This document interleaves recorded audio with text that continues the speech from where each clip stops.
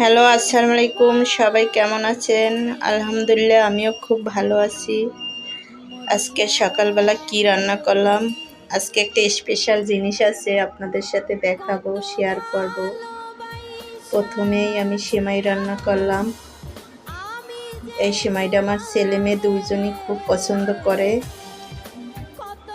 এইটা হইলে ওগো সকালে নাস্তা হয়ে যায়। তো দেখেন, আমার রান্না করা শেষ। সাধারণভাবেই রান্না করলাম।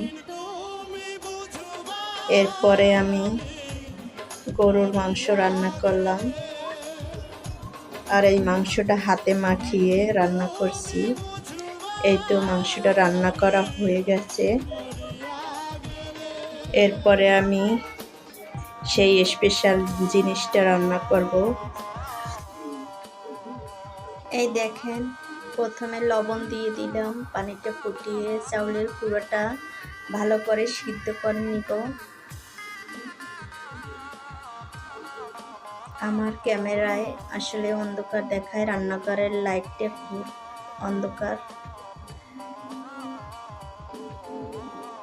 আমার পিঠা বানানো শুরু হয়ে গেছে।